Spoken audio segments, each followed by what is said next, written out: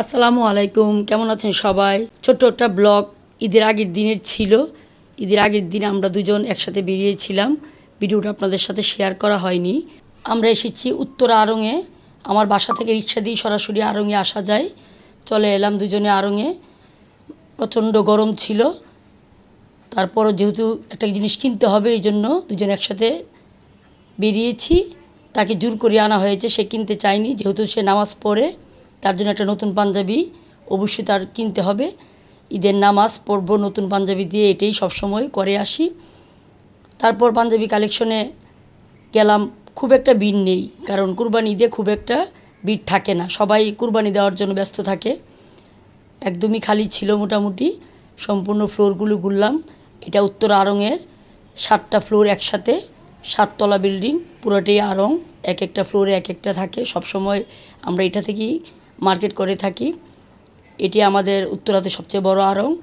এই তো দুজনে একসাথে কিছুক্ষণ ছবি তুলছি, তারপর চলে যাব হেঁটে পাঞ্জাবি কালেকশনে। যেহেতু প্রতি ফ্লোর লিফট ইউজ করার কোনো প্রয়োজন হয় না, নিচে নেমে যাচ্ছি। তারপর দেখব পাঞ্জাবি, চয়েস করে হয়তো একটা পাঞ্জাবি কিনে ফেলবো। এই তো ঘুরতে বের হলাম আজকে দুজন। সব কাজ বাসা থেকে গুছিয়ে এসেছি। কুরবানি যত কাজ আছে সব কিছু গুছিয়ে নিয়েছি। তারপর চলে এলাম আগের দিন রাতের বেলা। পাঞ্জাবিটা পছন্দ হয়েছে, কটনের মধ্যে নিয়ে নিলাম। তারও পছন্দ, আমারও পছন্দ। কেনা শেষ হলো। তারপর এখন একটু বাইরে চলে যাব উত্তরার ভিতরের দিকে, 14 নম্বর সেক্টরে। এখানে কিছু রেস্টুরেন্ট আছে যেগুলোতে আপনার বারবিকিউ করা হয়। আমি বাইরের খাবার একদম পছন্দ করি না, কিন্তু আমার মেয়ে হাজব্যান্ড এদের খুব পছন্দ। পুরোটা আড়ংই ঘুরলাম, দেখলাম ঘরের আসবাবপত্র কিছু কিনা যায় কিনা। সবসময় যাওয়া হয়, খুব নতুনত্ব কিছু নেই এখানে। মোটামুটি সবই টুকটাক মাটির জিনিসপত্র আমার আছে। অযথা কিনে পরিষ্কার করা খুব কষ্ট। জিনিসপত্র কেনার চেয়ে পরিষ্কার অনেক কষ্ট। পরিষ্কার না রাখতে পারলে যত দামি জিনিসই হোক না কেন অসুন্দর হয়ে যায়। পরিষ্কার পরিচ্ছন্নতাই সবচেয়ে বড় মেনটেন। এখন চলে গেলাম উত্তরা। এখানে বারবিকিউ আইটেম ছিল অনেক কিছুই, এগুলা আমার পছন্দ না, জাস্ট দেখলাম। কিন্তু আমরা খাবো অন্য কিছু।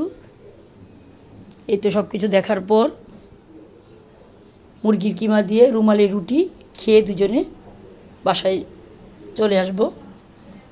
যেহেতু পরের দিন ঈদ, খুব ব্যস্ততায় আরও টুকিটাকি কাজ আছে। গরু নিয়ে আসছিল, খাবার টাবার, বাচ্চারা সবসময় গরুর কাছাকাছি থাকে, তাদেরকেও দেখাশোনা করতে হয়। এই সব কিছু মিলে একটা ব্লগ রয়ে গিয়েছিল, ভাবছি আপনাদের সাথে শেয়ার করি। দুজনে 3-4 ঘন্টা একসাথে কাটিয়েছি। এই সম্পূর্ণ ব্লগটাই আপনাদের সামনে তুলে ধরলাম। কেমন আছেন? ভালো থাকবেন।